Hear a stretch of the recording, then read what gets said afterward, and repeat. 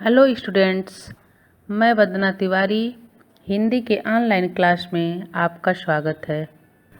इस वीडियो में रचना के आधार पर वाक्य के भेद पढ़ेंगे हम लोग। पिछले वीडियो में हम रचना के आधार पर वाक्य के भेद में सरल वाक्य और संयुक्त वाक्य पढ़ चुके हैं। रचना के आधार पर वाक्य के 3 भेद होते हैं, पिछले वीडियो में मैं बताई हूँ। तो जिसमें से इसके 2 भेद हम पहले वीडियो में पढ़ चुके हैं, सरल वाक्य और संयुक्त वाक्य।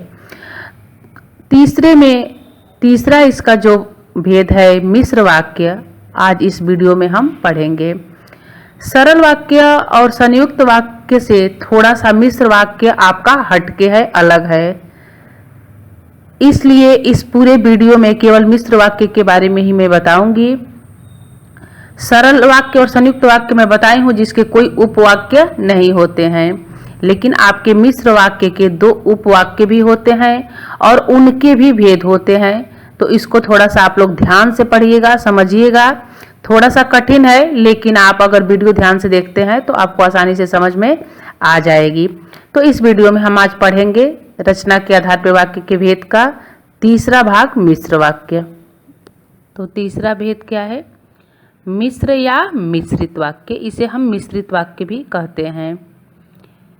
इसकी परिभाषा क्या है? जिन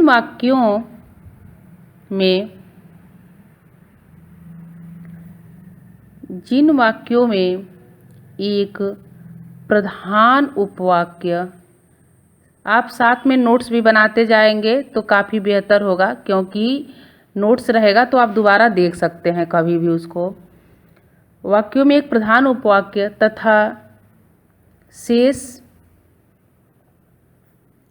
आश्रित उपवाक्य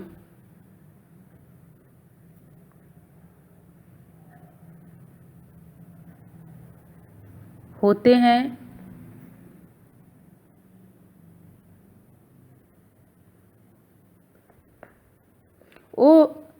वे वाक्य मिश्र वाक्य कहलाते हैं।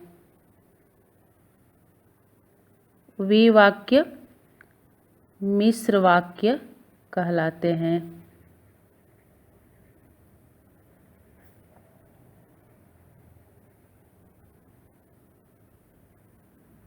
थोड़ा सा इसको आप लोग समझ लीजिए। जैसे अभी मैं पहले बताई हूँ कि सरल और संयुक्त के कोई उपवाक्य नहीं होते हैं। सरल वाक्य बताई हूँ मैं कि कहीं बीच में विराम नहीं होता है, हमारा शुरू से अंतिम तक एक ही वाक्य होता है और उसके कोई उपवाक्य नहीं होते हैं। संयुक्त वाक्य में हमको समुच्चय बोधक अव्यय शब्द मिलेंगे जो 2 वाक्यों या 2 क्रियाओं को परस्पर जोड़ देंगे।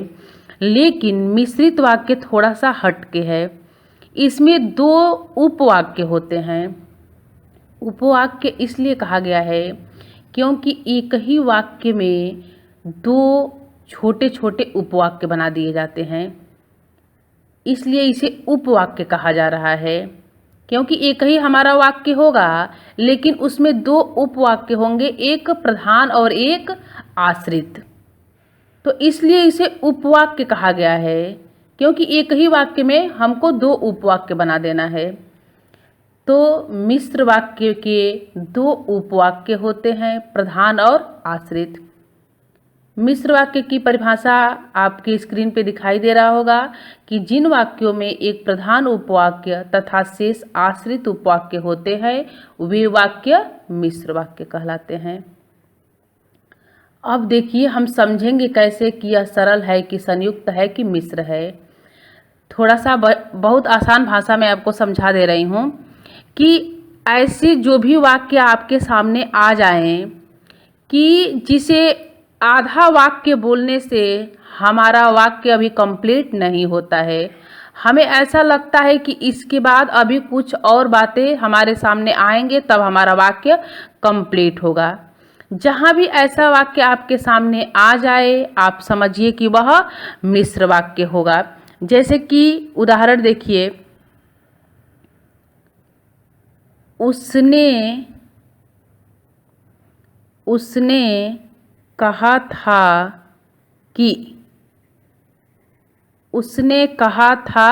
कि अब देखिए, अगर इतना वाक्य आपके सामने आता है तो क्या आपका वाक्य पूरा माना जाएगा?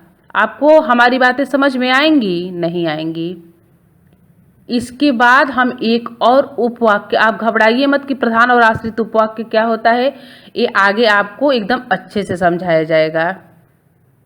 अभी केवल आप यह समझिए यहाँ पे कि मिश्र वाक्य आप कैसे पहचानेंगे कि यह सरल नहीं है, संयुक्त नहीं है, यह मिश्र ही है। आप कैसे इसको पहचानेंगे, पहले इतना जान जाइए, फिर प्रधान और आश्रित आपको और ज़्यादा विस्तार से आगे पढ़ाया जाएगा। तो उसने कहा था कि यह हमारा एक उपवाक्य हो गया। क्या हो गया? उपवाक्य, क्योंकि हमारा वाक्य अभी कंप्लीट नहीं है, इसलिए इसे उपवाक्य कहा जाता है, क्योंकि वाक्य का अभी आधा ही ये भाग है। अब इसके बाद मैं कुछ और बोलूँगी, तब हमारा वाक्य कंप्लीट होगा। उसने कहा था कि उसके आने के बाद गिफ्ट खोलना। उसके आने के बाद, उसके आने के बाद गिफ्ट खोलना, खोलना। अब ये हमारा वाक्य अब कंप्लीट होता है। उसने कहा था कि उसके आने के बाद गिफ्ट खोलना। केवल अगर इतना आपसे कह दिया जाए कि उसने कहा था कि, तो आप पूछेंगे कि क्या कहा था, इसके आगे बताइए। तो जहाँ भी आपको लगे कि आधा वाक्य बोलने पे आपका वाक्य अधूरा लग रहा है, अभी इसके बाद कुछ और बोलने के बाद ही हमारा वाक्य पूरा होगा, ऐसे वाक्य मिश्र वाक्य कहलाते हैं। संयुक्त वाक्य में भी दो उपवाक्य होते हैं और दोनों को समुच्चय बोधक जोड़ते हैं, लेकिन वहाँ ऐसा नहीं लगता है हमें कि इसके बाद अभी कुछ और कहना जरूरी है। हमारा ऐसा अधूरा वाक्य नहीं लगता है। उसमें बेशक दो क्रियाएं होती हैं, दो वाक्य होते हैं, लेकिन एक वाक्य बोल के भी काम चलाया जा सकता है। लेकिन जैसे कि देख लीजिए, राम नाचता है, राम नाचता है, इतना भी कह के मैं काम चला सकती हूँ, मेरा वाक्य कंप्लीट माना जाएगा। लेकिन अगर संयुक्त में हमको बनाना है, तब हम लिखेंगे और गाता भी है।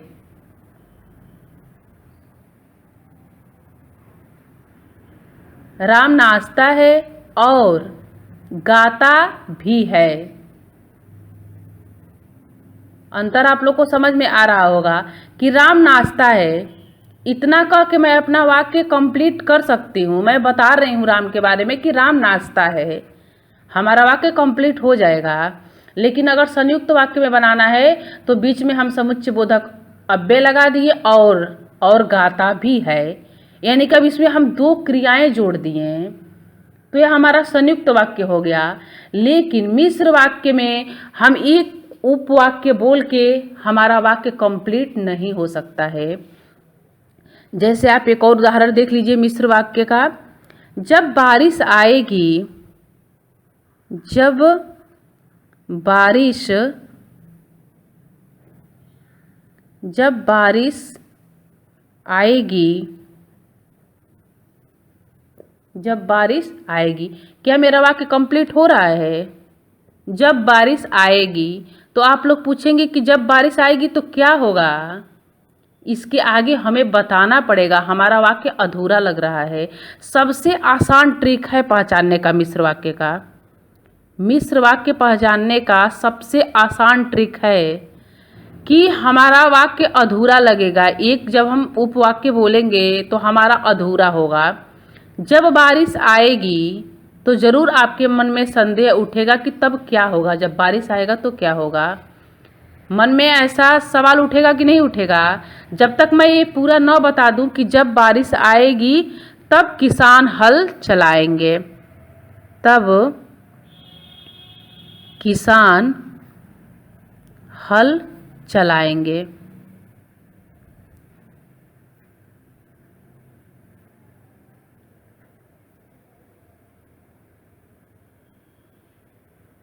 तब किसान हल चलाएंगे। अब हमारा वाक्य कंप्लीट हो रहा है। आपको अंतर समझ में आ रहा होगा। संयुक्त वाक्य में बहुत बच्चे कंफ्यूज हो जाते हैं कि संयुक्त वाक्य में भी तो 2 वाक्य होते हैं और मिश्र में भी तो 2 होते हैं, तो कैसे पहचाना जा सकता है। तो मैं ऊपर बताई हूँ कि संयुक्त वाक्य में हम एक वाक्य बोल के हमारा कंप्लीट हो सकता है कि राम नाचता है, तो आप हमारी बात मान जाएंगे कि हाँ राम नाचता है, मोहन गाता है, सीता पढ़ती है। अगर अब हमको संयुक्त बनाना है यानी 2 वाक्य मिलाना है तो हम एक दूसरा वाक्य भी उसमें जोड़ सकते हैं, जैसे कि मोहन नाचता है और पढ़ता भी है, या मोहन पढ़ता है उसके बाद खेलता है। मोहन पढ़ता है इतना बोल के मैं काम चला सकती हूँ, लेकिन दूसरा वाक्य अगर जोड़ना है तो मैं उसमें जोड़ दूंगी मोहन पढ़ता है उसके बाद खेलता है। तो ये हमारे संयुक्त वाक्य होंगे। लेकिन मिश्र वाक्य में हम एक उपवाक्य बोल के काम नहीं चला सकते हैं। जब तक दूसरा उपवाक्य नहीं बोलेंगे तब तक हमारा वाक्य पूरा नहीं माना जाएगा। इस तरह बड़ी आसानी से हम संयुक्त और मिश्र में अंतर समझ जाते हैं। संयुक्त में 2 वाक्यों को संयुक्त करना पड़ता है, मिलाना पड़ता है, जो दोनों अपने आप में कभी कभी पूरा होते हैं। लेकिन मिश्र वाक्य में एक उपवाक्य कभी भी पूरा नहीं होगा, दूसरे पे आश्रित होगा। कुछ और उदाहरण के माध्यम से हम देख लेते हैं। जो तोता पिंजड़े में है, जो तोता पिंजड़े में है वह दाल खा रहा है।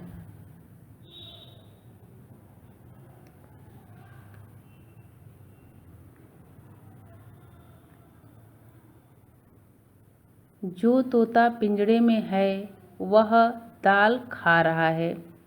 अब देखिए, केवल मैं इतना अगर बोलूं कि जो तोता पिंजड़े में है तो मेरा वाक्य कंप्लीट नहीं माना जाएगा, यह एक उपवाक्य माना जाएगा। जब तक दूसरा उपवाक्य हम नहीं बोलेंगे तब तक वाक्य हमारा कंप्लीट नहीं होगा।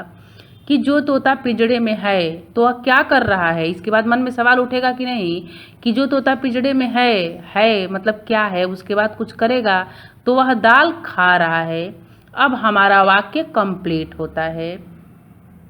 लेकिन अगर यही संयुक्त वाक्य में इसको बदलना हो या संयुक्त वाक्य में करना हो तो आप लिख सकते हैं या बता सकते हैं कि तोता पिंजड़े में है, तोता पिंजड़े में है। इतना आपका वाक्य कंप्लीट माना जाएगा।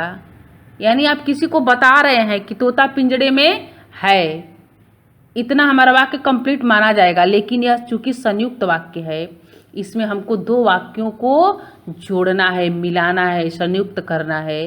तब हम इसमें एक वाक्य और जोड़ देंगे, और दाल खा रहा है। तोता पिंजड़े में है और दाल खा रहा है, और दाल खा रहा है। आप दोनों में अंतर देख रहे होंगे कि ऊपर का जो वाक्य है कि जो तोता पिंजड़े में है, हमारा वाक्य कंप्लीट नहीं हो रहा है, वह दाल खा रहा है, अब हमारा वाक्य कंप्लीट हो रहा है। लेकिन नीचे जो वाक्य है कि तोता पिंजड़े में है, इतना वाक्य कंप्लीट माना जा सकता है। तोता पिंजड़े में है, आप किसी से बता रहे हैं कि तोता पिंजड़े में है, लेकिन चूंकि यह संयुक्त वाक्य है, मैं पिछले वीडियो में बताई हूँ कि संयुक्त मतलब होता है कि मिले हुए। मिश्र का भी मतलब मिला हुआ होता है, लेकिन संयुक्त मतलब जुड़े हुए, जैसे संयुक्त परिवार, जैसे कई परिवार एक साथ रहते हैं। तो संयुक्त वाक्य में 2 वाक्य कम से कम एक साथ रहेंगे। लेकिन एक वाक्य अपने आप में कंप्लीट होगा। तोता पिंजड़े में है, आप किसी को बता रहे हैं, आपका वाक्य कंप्लीट माना जाएगा। लेकिन यह संयुक्त वाक्य है तो एक और वाक्य आपको इसमें मिलाना होगा, साथ में जोड़ना होगा। और दाल खा रहा है, दाल खा रहा है, ये भी आपका वाक्य देखेंगे अपने आप में कंप्लीट है। और तोता पिंजड़े में है, ये भी वाक्य अपने आप में कंप्लीट है। अब दोनों को हम जोड़ के संयुक्त वाक्य बना दिए। अगर अलग अलग रहेगा तो सरल वाक्य हो जाएगा। 2 वाक्य आपस में जोड़ दिए तो संयुक्त वाक्य हो गया। लेकिन ऊपर का जो वाक्य है कि जो तोता पिंजड़े में है, हमारा वाक्य कंप्लीट नहीं हो रहा है, वह दाल खा रहा है। दूसरा उपवाक्य जब उसमें हम जोड़ दिए हैं तो हमारा वाक्य कंप्लीट हो गया, यानी कि एक के बिना एक अधूरा है। इसलिए मिश्र वाक्य के दो उपवाक्य भी होते हैं। सरल और संयुक्त के कोई उपवाक्य नहीं होते हैं। तोता पिंजड़े में है, आपका सरल वाक्य हो जाएगा। दाल खा रहा है, ये भी सरल वाक्य हो जाएगा। और जब दोनों को आपस में हम जोड़ दिए, दो वाक्यों को संयुक्त कर दिए और शब्द दोनों को जोड़ दिया तो हमारा संयुक्त वाक्य हो गया। लेकिन जो तोता पिंजड़े में है, यह अपने आप में पूरा वाक्य नहीं है, यानी कि वह किसी पे आश्रित है। जब तक दूसरा उपवाक्य उसके साथ नहीं मिलेगा तब तक वाक्य कंप्लीट नहीं होगा। इसलिए मिश्र वाक्य के दो उपवाक्य होते हैं, एक प्रधान और एक आश्रित। अब देखिए, इतना तो आप समझ गए कि सरल और संयुक्त के कोई उपवाक्य नहीं होते हैं, मिश्र के दो उपवाक्य होते हैं, प्रधान और आश्रित। अब हमें पहचानना है कि कौन से उपवाक्य प्रधान होंगे और कौन से उपवाक्य आश्रित होंगे। तो आइए उदाहरण के माध्यम से हम समझते हैं कि कौन से उपवाक्य प्रधान उपवाक्य होते हैं और कौन से आश्रित उपवाक्य होते हैं। आपको सुनकर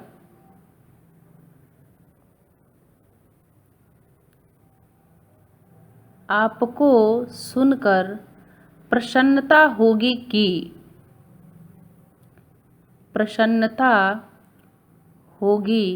कि उसने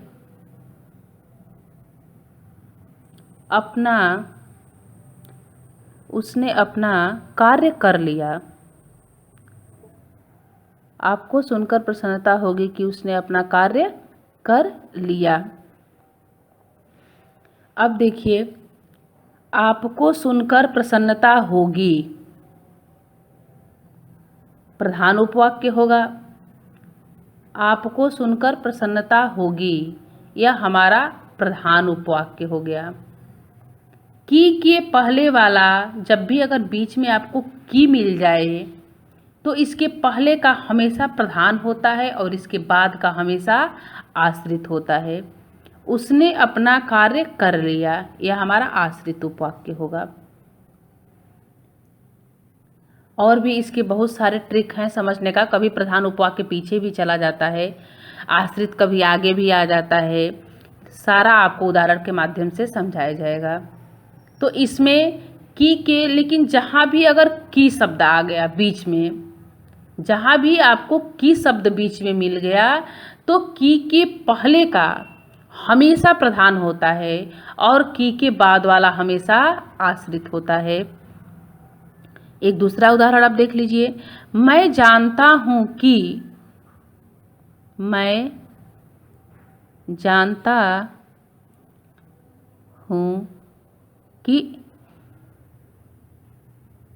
वह झूठा है।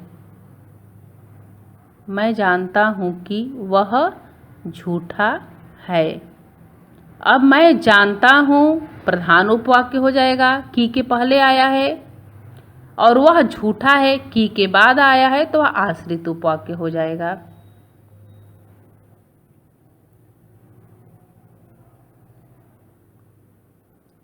इतना तो आपको अब क्लियर हो गया होगा। एक और उदाहरण देख लीजिए। रहीम बोला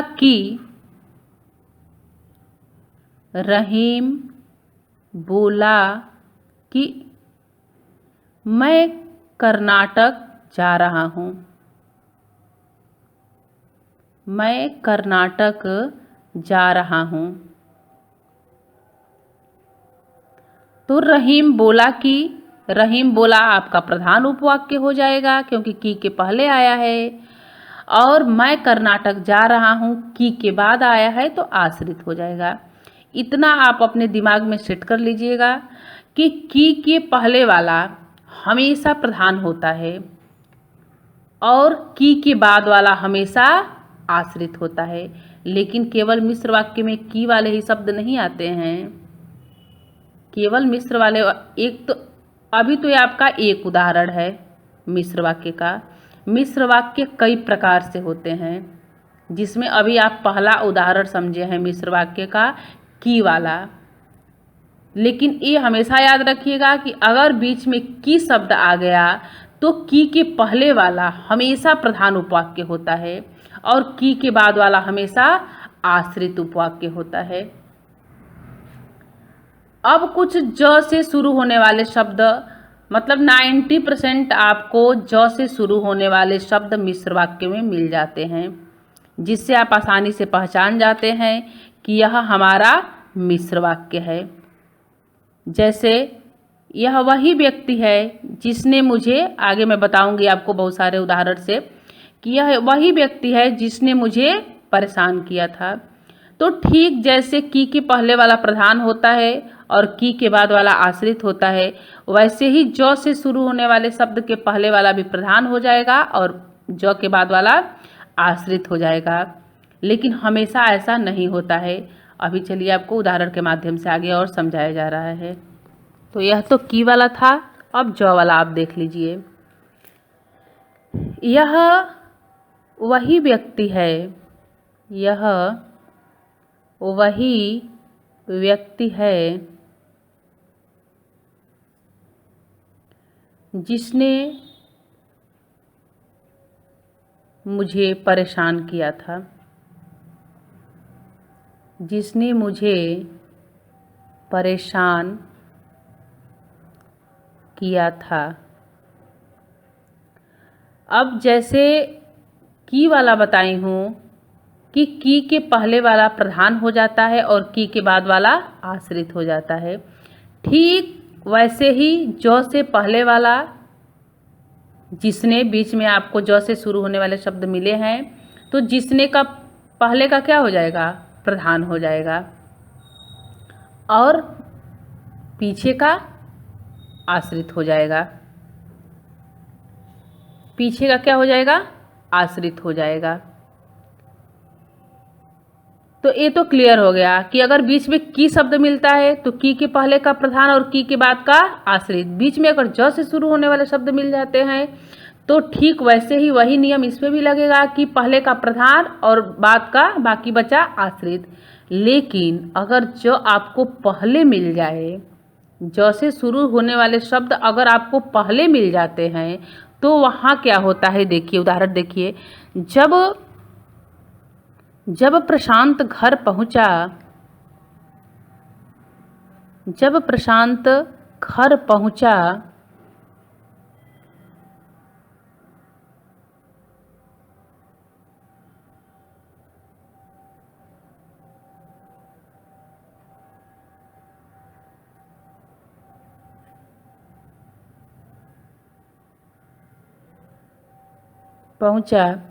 तो अतिथि जा चुके थे, तो अतिथि जा चुके थे।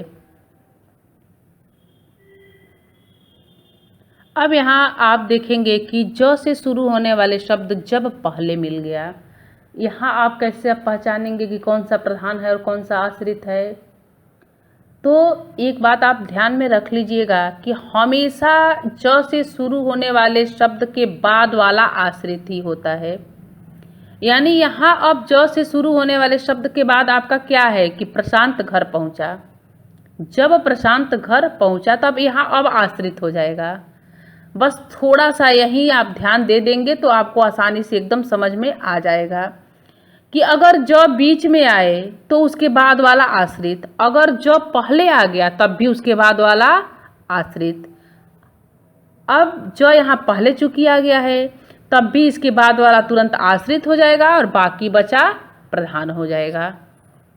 बस यही थोड़ा सा कन्फ्यूजन होता है कि अगर ज हमको बीच में आता है तब तो हम जान गए हैं कि अगर की और ज वाले से शुरू होने वाले शब्द बीच में आते हैं तो पहले का प्रधान होता है और बाकी बचा आश्रित होता है। लेकिन ज जब पहले आ गया तब ज के तुरंत बाद वाला आश्रित हो जाता है और अब पीछे वाला बाकी बचा प्रधान हो जाता है।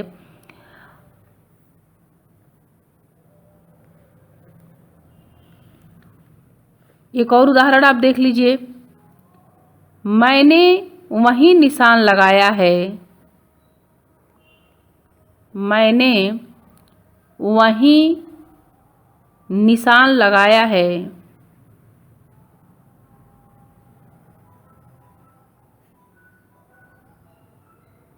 लगाया है जहाँ वारदात हुई थी। जहाँ वारदात हुई थी।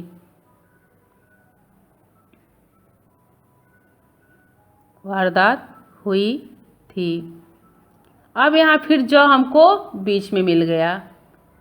फिर ज बीच में मिल गया तो ज के बाद वाला आश्रित हो जाएगा और पहले का प्रधान हो जाएगा। ज के बाद वाला क्या हो जाएगा? आश्रित, और पहले वाला प्रधान।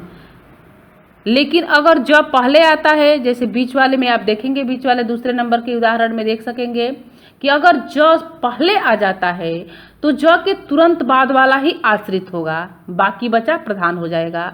ज बीच में आता है तब भी उसके तुरंत बाद वाला आश्रित। ज अगर पहले आ जाता है तब भी उसके तुरंत बाद वाला आश्रित। बस यही ध्यान देना है कि ज अगर पहले आ गया तब भी उसके तुरंत बाद वाला आश्रित, ज अगर बीच में आया तब भी उसके तुरंत बाद वाला आश्रित और पहले प्रधान हो जाएगा। अगर जब पहले आता है तो पहले आश्रित हो जाएगा और बाकी बचा प्रधान हो जाएगा।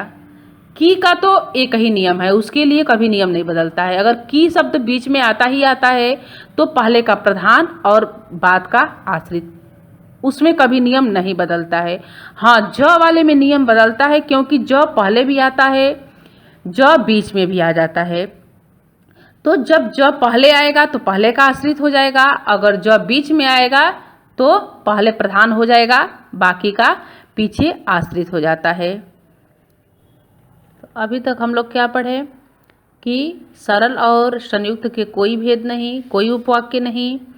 मिश्र वाक्य के दो उपवाक्य, प्रधान और आश्रित।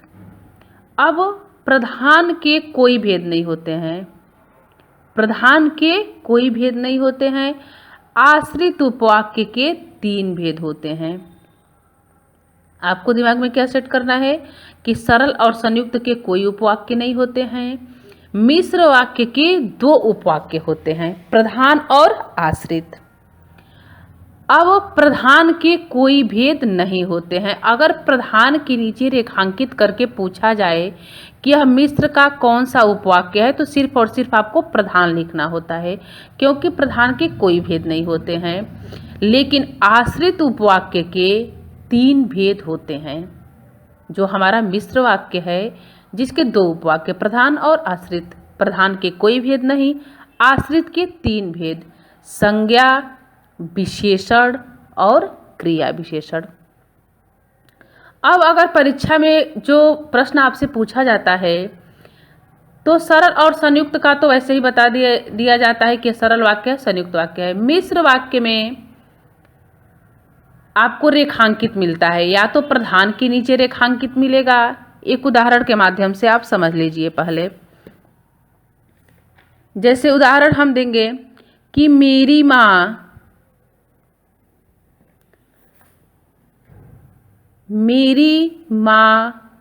चाहती थी कि मेरी माँ चाहती थी कि मैं अच्छा मनुष्य बनूं। मैं अच्छा मनुष्य बनूं। मैं अच्छा मनुष्य बनूं। अब मेरी माँ के नीचे अगर रेखांकित हो मेरी माँ चाहती थी, मान लीजिए परीक्षा में ऐसे मेरी माँ चाहती थी के नीचे रेखांकित कर दिया गया और पूछा गया कि यह कौन सा उपवाक्य है, तो आप बताएंगे, यहाँ मिश्र नहीं बताएंगे, आप क्या बताएंगे? प्रधान उपवाक्य। मैं बताई हूँ ना कि की के पहले वाला प्रधान होता है और की के बाद वाला आश्रित होता है।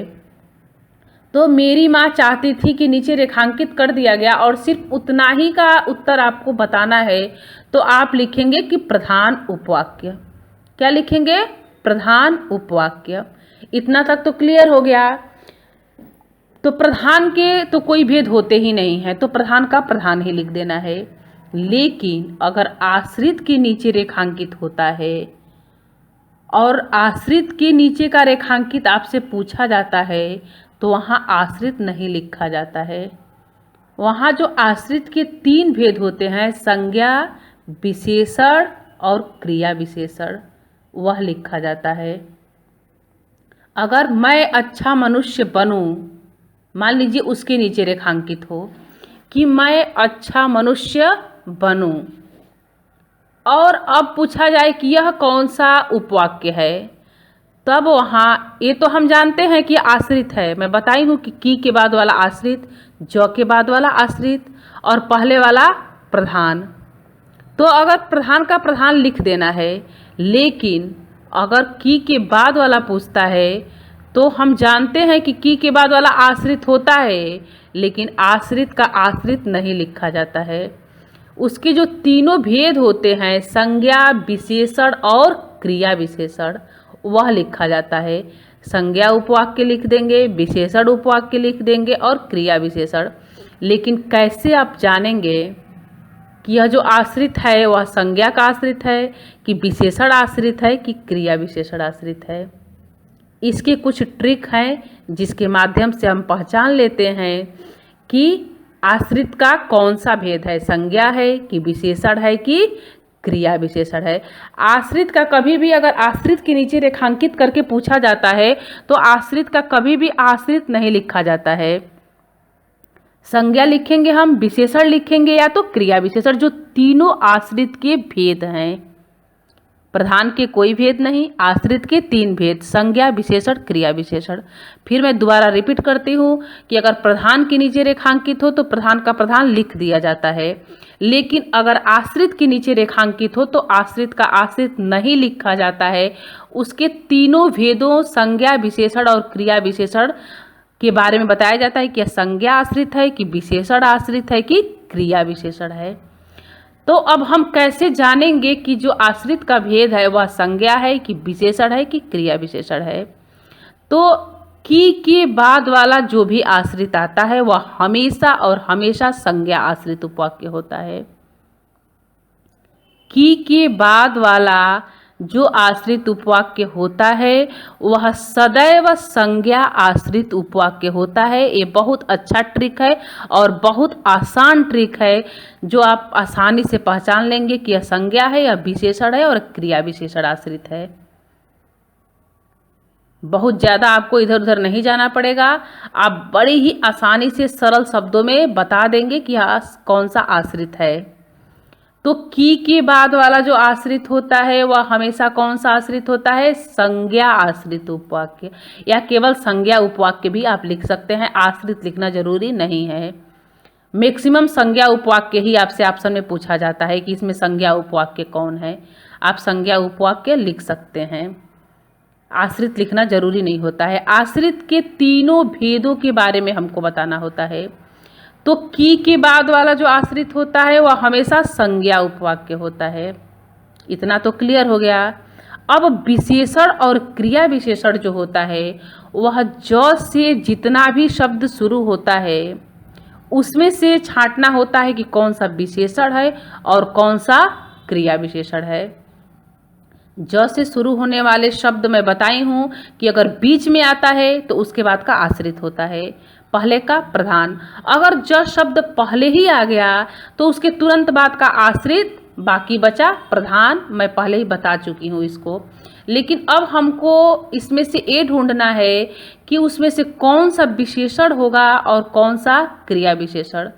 जो आश्रित के 3 भेद हैं, तो संज्ञा वाला तो हम जान गए कि की के तुरंत बाद वाला का जो आश्रित है वह संज्ञा उपवाक्य ही होता है, लेकिन अब हमको विशेषण और क्रिया विशेषण ढूंढना है। तो ज से शुरू होने वाले जितने भी शब्द होते हैं उसी में से हमको विशेषण और क्रिया विशेषण छांटना होता है। तो कुछ ज से शुरू होने वाले ऐसे शब्द हैं जो अगर आपको मिल जाएं तो वह विशेषण ही होता है, और अगर उसको छोड़ के आपको ज से अन्य शब्द मिले तो वहाँ क्रिया विशेषण होता है। तो कुछ ऐसे शब्द आप ज से लिख लीजिए जो अगर आपको मिल जाए तो उसके तुरंत बाद का जो आश्रित होता है वह विशेषण उपवाक्य होता है। ज से शुरू होने वाले कुछ ऐसे शब्द मैं आपको बता रही हूँ जिससे अगर वाक्य में मिल जाए तो उसका जो आश्रित होगा वह विशेषण उपवाक्य होगा। संज्ञा तो आप समझ गए आसानी से कि की के बाद वाला आश्रित संज्ञा होगा, लेकिन कौन सा आश्रित विशेषण होता है और क्रिया विशेषण होता है। तो आप अब ज से शुरू होने वाले कुछ शब्द लिखिए जो अगर आपको मिल जाते हैं तो वह विशेषण उपवाक्य ही होगा। कौन सा उपवाक्य होगा? विशेषण उपवाक्य। तो लिख लीजिए, आप लिख लेंगे, कॉपी में नोट्स बना लेंगे। जो, जिस, जिसे, जिसे, जिसको,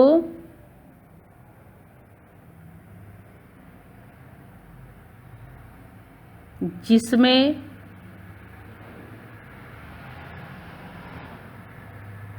जिनको,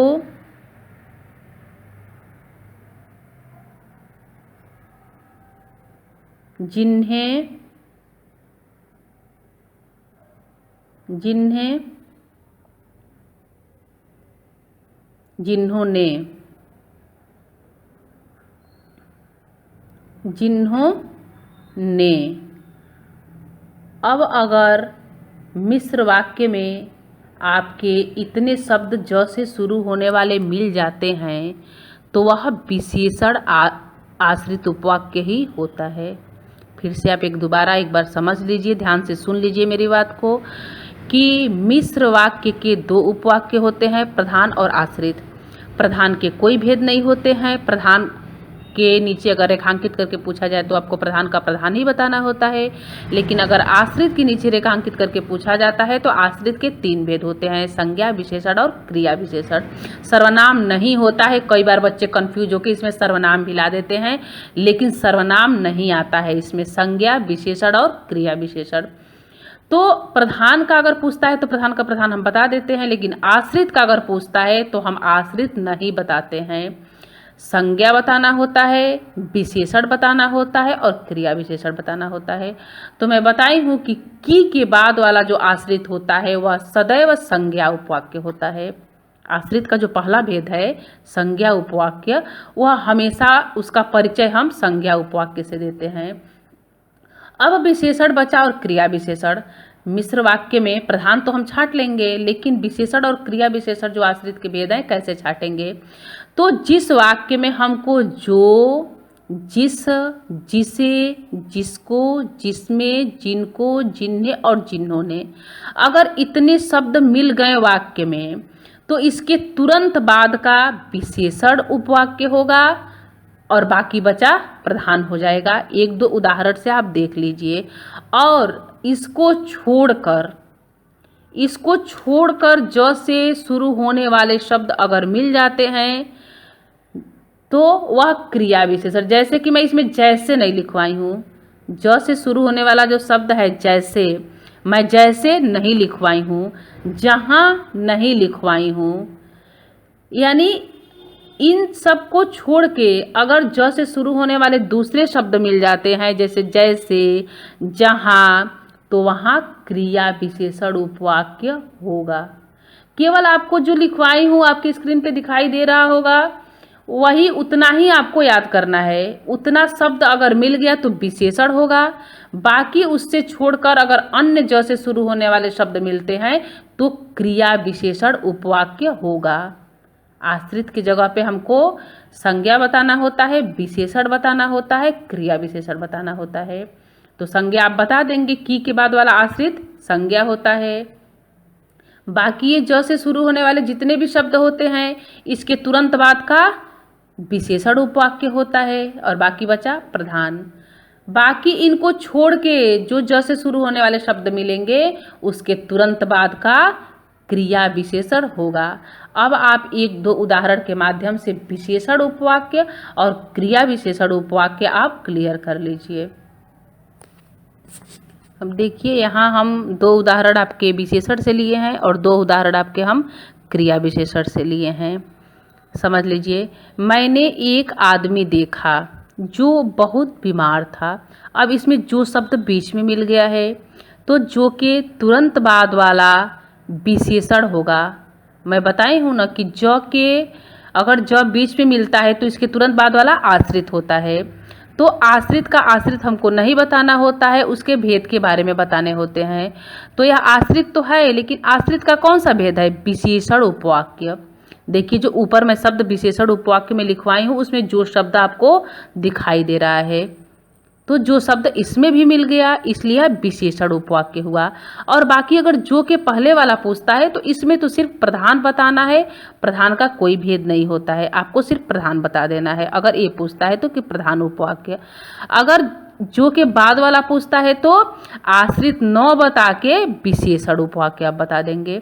अब दूसरे उदाहरण में आप देख लीजिए कि अब ज से शुरू होने वाले शब्द आपको पहले मिल गए, जिसे तो अब इसके तुरंत बाद का क्या बताई थी? आश्रित।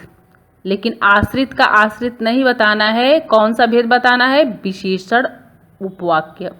अब यहाँ ज से शुरू होने वाले शब्द हमको पहले ही मिल गए, यानी उसके तुरंत बाद का ही विशेषण उपवाक्य हो जाएगा, विशेषण उपवाक्य। बाकी बचा प्रधान हो जाएगा, अगर उसको रेखांकित करके पूछता है तो प्रधान हो जाएगा, प्रधान उपवाक्य हो जाएगा। प्रधान में तो कुछ बताना ही नहीं है, प्रधान का प्रधान ही बता देना है। तो आप देखेंगे कि ऊपर मैं जो लिखवाई हूँ जो और जिसे, दोनों शब्द मिल गए, यानी यह दोनों आश्रित का विशेषण उपवाक्य है। अब जो मैं दो नीचे उदाहरण ली हूँ, तीसरा और चौथा, इसमें ज से शुरू होने वाले जो शब्द हैं वो विशेषण उपवाक्य में मैं नहीं लिखवाई हूँ। तो ठीक वैसे ही जैसे मिला है तो यह अब क्रिया विशेषण हो जाएगा। मैं क्या बताई हूँ कि इनको छोड़ के जो मैं ऊपर लिखवाई हूँ, अगर दूसरा ज से शुरू होने वाला शब्द मिलता है तो वह क्रिया विशेषण आश्रित होता है। तो अगर यह पूछता है तो आप क्या लिखेंगे? क्रिया विशेषण उपवाक्य, क्रिया विशेषण उपवाक्य। और बाकी अगर इधर का पूछता है तो प्रधान हो जाएगा। ठीक, जो अब इसमें ठीक पहले आ गया है तो इसके तुरंत बाद वाला क्रिया विशेषण हो जाएगा, बाकी बचा प्रधान हो जाएगा,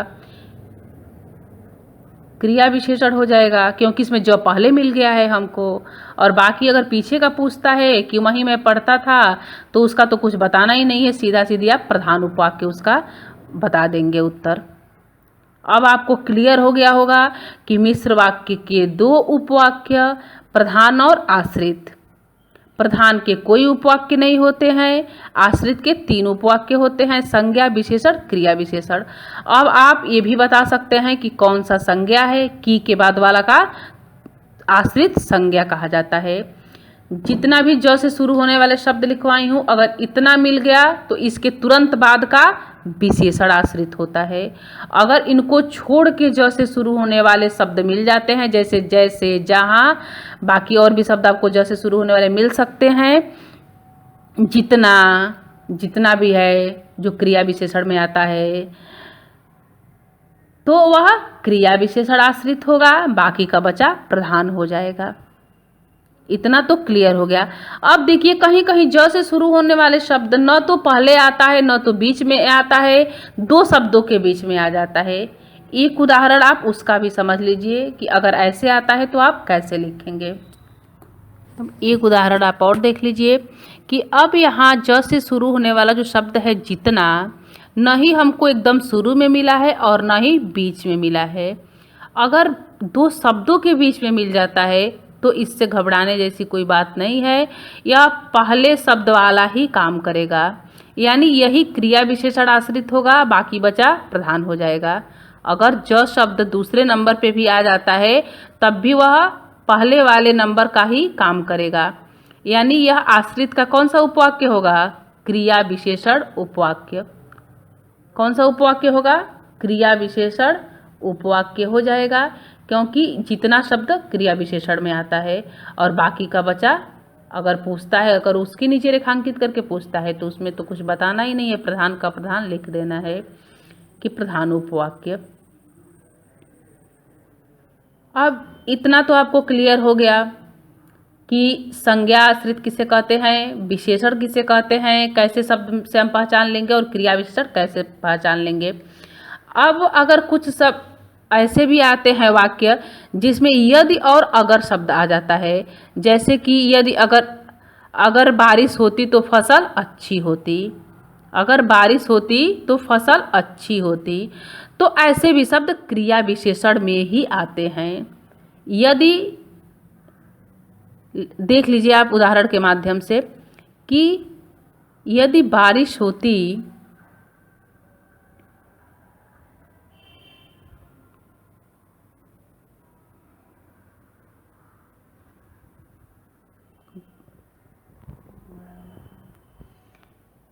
यदि बारिश होती तो फसल अच्छी होती, तो फसल अच्छी होती। अच्छी होती, इसमें भी ठीक ज से शुरू होने वाले शब्द का ही नियम इस पे भी लागू होता है। यदि के तुरंत बाद वाला क्रिया विशेषण हो जाता है और बाकी बचा प्रधान हो जाता है। यदि अगर इससे भी शुरू होने वाले शब्द मिल जाएं तो क्रिया विशेषण होगा। आश्रित का कौन सा उपवाक्य होगा, क्रिया विशेषण उपवाक्य। बाकी का बचा अगर पूछता है तो प्रधान हो जाएगा। यदि और अगर, इसको भी आप कॉपी में जरूर नोट कर लीजिएगा कि यदि और अगर से भी अगर शुरू होने वाले शब्द मिल जाते हैं तो वो भी आश्रित का कौन सा उपवाक्य होता है, कौन सा भेद, क्रिया विशेषण। उसके बाद का क्रिया विशेषण होता है, बाकी बचा प्रधान हो जाता है। अब आप संज्ञा विशेषण और क्रिया विशेषण का एक एक उदाहरण देख लीजिए और कॉपी में भी नोट भी कर लीजिएगा, जिससे आपको एकदम क्लियर हो जाए। अब यहाँ आश्रित के जो तीनों भेद हैं, संज्ञा विशेषण और क्रिया विशेषण, तीनों से एक एक उदाहरण मैं ले ली हूँ कि एक पास रहेगा तो आप आसानी से समझ जाएंगे। अब देख लीजिए, रहीम बोला कि के पहले वाला आपका प्रधान हो जाएगा, उसमें तो कुछ बताना ही नहीं है। मैं कर्नाटक जा रहा हूँ, यह संज्ञा उपवाक्य हो जाएगा। आश्रित का कौन सा भेद होगा, संज्ञा उपवाक्य। क्योंकि जब भी आश्रित का भेद पूछता है तो हमको आश्रित नहीं बताना होता है, उसके तीनों भेदों के बारे में बताना होता है। मैंने एक आदमी देखा, प्रधान हो जाएगा। जो बहुत बीमार था, विशेषण उपवाक्य हो जाएगा। आश्रित का कौन सा भेद होगा, विशेषण उपवाक्य।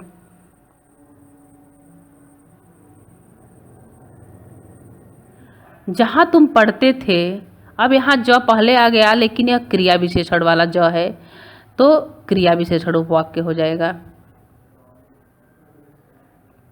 क्रिया विशेषण उपवाक्य।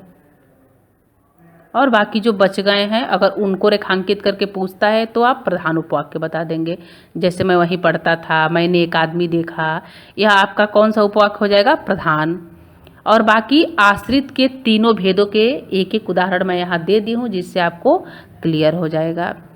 अगर आप वीडियो शुरू से लेके अंतिम तक देखते हैं तो मैं उम्मीद करती हूँ कि आपको मिश्र वाक्य में अब कहीं किसी भी प्रकार का कोई कन्फ्यूजन नहीं रहेगा।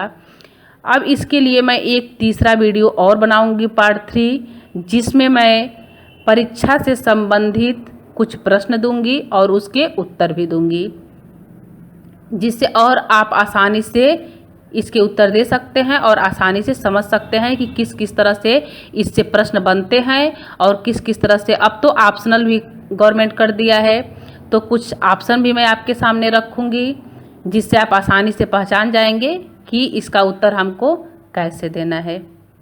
धन्यवाद।